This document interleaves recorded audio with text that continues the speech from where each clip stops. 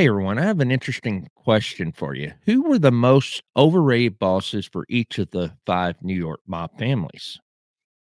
I'm going to reveal my choices, and I'm sure that many of you will disagree with me, and that's fine. But I have reasons for why I choose these guys, and I'm going to share those with you. So, who shows up on my list? Do I have Chin Gigante or John Gotti as the most overrated mob bosses? Stick around, and I'll reveal my pick for the most overrated boss: the Colombos, the Bonannos, the Luccheses, the Genovese, and the Gambinos. This should be fun. So, without further delay, let's go. So I guess we got to ask the question, what's meant by an overrated boss? And you might think it means that the boss that was the worst, but that's not what I'm talking about. I'm talking bosses that are known in the public eye that most people praise as being stand up guys or great leaders. I'm here to tell you that the guys on my list were not as good as most people think. You see, the most infamous names are the ones that did the most public killings or had longevity as boss. But most importantly, they showed up in the media, in the newspapers, on TV, and also in American culture. So an infamous name doesn't imply whether or not a boss was good or was a failure. I just want people to take a deeper look at these men on my list. So, starting off, we'll go to the Colombo family, and the choice that I'm going to pick is going to piss off a lot of people, but I have to tell it like it is. The most overrated Colombo boss was Carmine Persico. And so, depending on who you talk to, Carmine Persico became boss in 1973 when he was in prison. Personally, I don't think he became boss until he got out of prison in 1979. And actually, Tom DeBella was the boss for most of the 70s. And talking about an underrated boss, Tom DeBella was underrated, in my opinion. You see, he made a lot of the soldiers when the books got open in 1976. So he helped put into place the made guys that would become the future of the family. And he helped the family recover from you had the two Colombo wars against the Gallo clan, and then also the tragic shooting of Joe Colombo. So the family had went through a lot. And I know a lot of people like Carmine Persico. They think that he was this great mobster, this great gangster. And yeah, he is definitely a killer. He was a stand up guy. He was a leader. He was all of that. But don't you guys realize that the most of the time that he was boss of the family, he was in prison? He was only on the streets like 3 years. And if he actually became boss in 1973 and he died in 2019, he was boss for 46 years and only 3 years on the streets. But the thing is, running a Borgata from prison isn't the way to run a family. Just look at the problems that occurred because of him trying to maintain control. You had the Third Colombo War. I mean, Persco was so insecure and paranoid, and instead of allowing himself to just kind of step away as boss, since there was no way he was going to get out of prison, he had to intervene. He felt that being a boss was a birthright. He felt that if you were Persico, that meant that you had the hierarchical right to be the boss. And so what the plan for Carmine Persico was is that he was going to remain the boss until he died, and then he would turn the reins over to Alley Boy Persico. But that's not the way to run a family. And as you know, Alley Boy Persico got life in prison. And the thing is, there's a saying out there that when the cat's away, the mice play. And that's what happened with the Colombo family. I mean, you had a lack of discipline. You had Greg Scarpa Sr. He was an informant, for 40 years or whatever. And the whole family went through such tragedy, and it still hasn't recovered. I mean, you had some good leaders that could have carried the family, like Wild Bill Catolo. but he was gunned down. Again, every hit like that was due to either the war, the Persico Arena faction war, or it was due to the insecurity that the Persicos had for other strong leaders. And, like I said, look at the family now. It's by far the weakest of the 5 families, and maybe it's going to recover now that it's got a new leader, but the thing is that it's got a long ways to go, and I have to put a lot of the blame on Carmine Persico. And so now to the Lucchese family. And this is another example of a mob boss who tried to run the family from prison. And we're talking about Vicamuso. He's my choice for the most overrated Lucchese boss. 34 years as boss, he's still alive.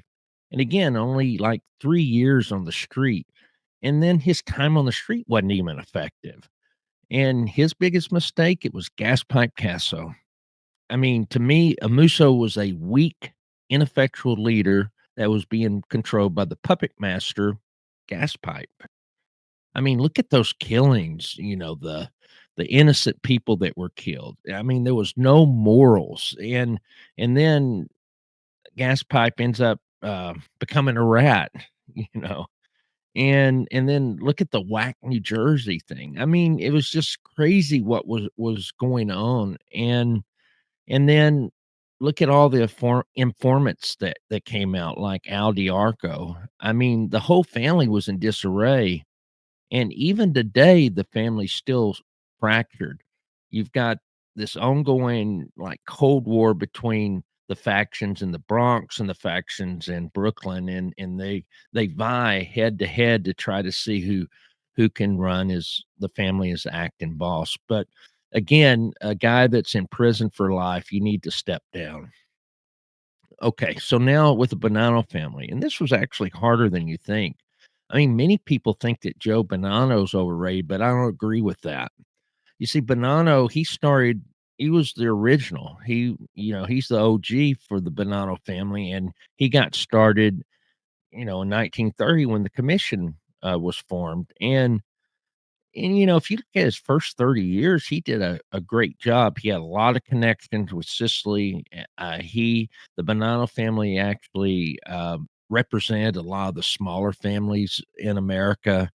And Joe Bonanno was probably the most traditional of the mob bosses at the time. And where he got into trouble was in the 60s when, he felt that he didn't like the direction of the new leaders. He didn't like Carlo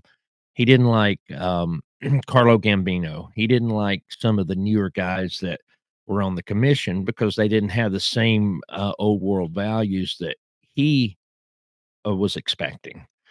So the one that I pick is actually Joe Massino.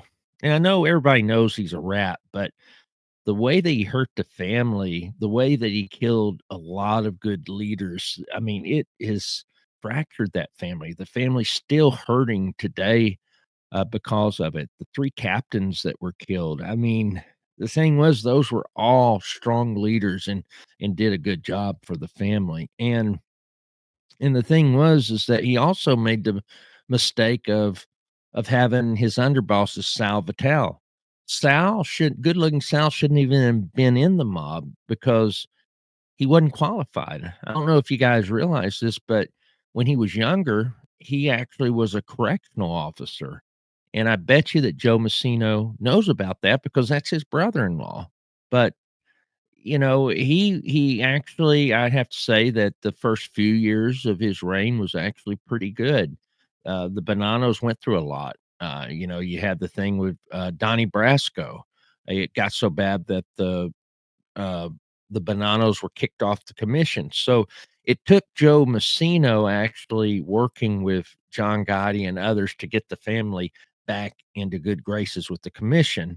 Uh, and also, what's interesting, if you go to the beginning of the new millennium, uh, Joe Massino was the only boss that wasn't in prison. All the other bosses were in prison with the families being led by acting bosses. But man, things changed in 2000.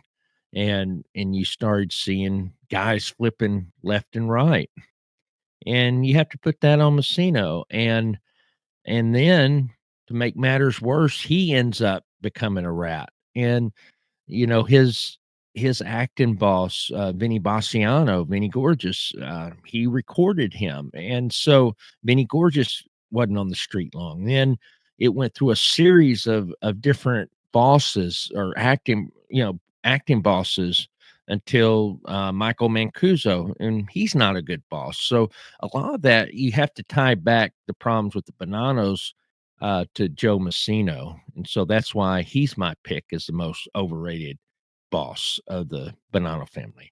And so now the Genovese family, and some people will be pissed about my choice here as well. It's Vito Genovese. And I'll tell you, he's not a bad boss, just he wasn't on the streets long as boss. I mean, he was only a boss for like 11 years. And out of those 11 years, he's only on the street for maybe a year. The good thing about Vito Genovese, unlike the other families, he had great people in place. So the family really didn't miss a beat with Vito in prison. And so the Genovese family had a lot of success in the 1960s when Genovese was in prison. But Vito had very little to do with that. And, Vito wanted to control things from prison. And like what we saw with Amuso and Persico, it just doesn't work. And also, Valachi flipped because of him. Valachi thought that Vito was trying to, put out a hit on him in prison. And so, a lot of things did go bad like that. He was the first, he wasn't the first informant, but Valachi would be the first high profile informant. And then, even if you go back before he was boss, the way he tried to get rid of Costello might have been the reason that he actually got busted a few years later. There's rumors that Costello knew that Genovese was being investigated for, drug trafficking, and he kind of allowed that to happen. And so even though Vito Genovese I would say was a good boss, it's just he was overrated because he just didn't have much time on the street. And then finally, we have to talk about the Gambino family. John Gotti is my choice, and that's going to shock a lot of people. And you shouldn't be surprised, because even though John Gotti is the personification of a celebrity gangster, I'm not sure that's always good, right? So he also broke a lot of rules to get into power. The Castellano hit, that caused a lot of friction with the Lucchese's and the Genovese family. And and the thing is that his time again on the street was limited. He became officially boss at the end of 1985, January 1986, but by 1990 he was facing trial, and he remained boss even after conviction until he died in 2002.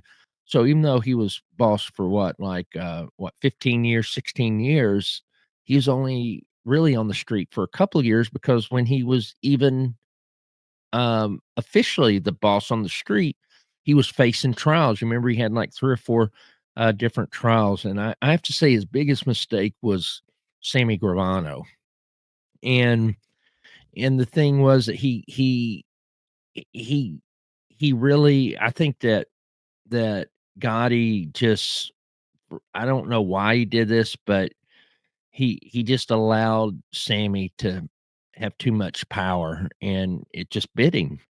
And then when John Gotti goes to prison, then you have a series of acting bosses. You have a series of these ruling panels, and it didn't really work well because the 1990s was a period of decline for the Gambino family. He tried to put his son, John Gotti Jr., as an acting boss, and nothing against Junior, but he was too young to be the boss of a 240 man, made man, brigada. It was just too much for him. He didn't have enough time. He didn't have enough mentorship.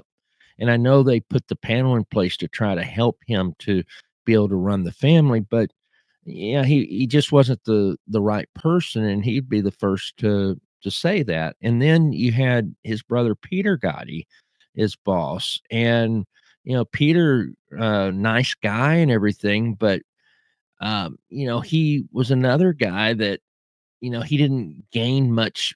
He didn't garner much respect from the rest of the family, and so people were doing anything they wanted. You had a lot of embarrassments like the Curtis Leah attempted hit, and then the extortion or attempted extortion of Steven Seagal, and so you had a lot of things happen that was not good for the Gambino family, and you know as much as John Gotti was definitely a real gangster and all that. You do have to put some of the blame on him for many of the troubles that the family went through in the 90s. I mean, the good thing about the Gambino family compared to maybe like the Bonannos and the Colombos is that the Gambinos have recovered nicely. The power base went from Queens, where John Gotti was from, to the Sicilian faction.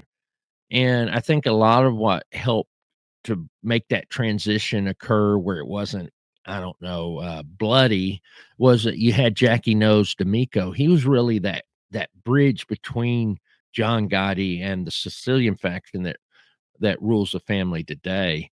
And so, he did a good job with that. And you had some bright guys like Frank Colley. I think if Frank Colley hadn't have been killed, he would be boss today. And he was someone that I think personified the type of leader that you would want for the 21st century. But the thing is, if you're going to talk about an overrated Gambino boss, I mean, I had to go with John Gotti. So what do you think? Do you agree with my choices, or am I wrong in your eyes? Let me know in the comments. I really enjoyed doing these type of shows. It's a lot of fun, but what I also like is hearing what you guys have to say about it. So anyway, please hit the like button. If you're not a subscriber to Real Mob Stories with James Proctor, please consider doing so. We have many more stories like this. And until next time, take care, stay safe, and God bless you always.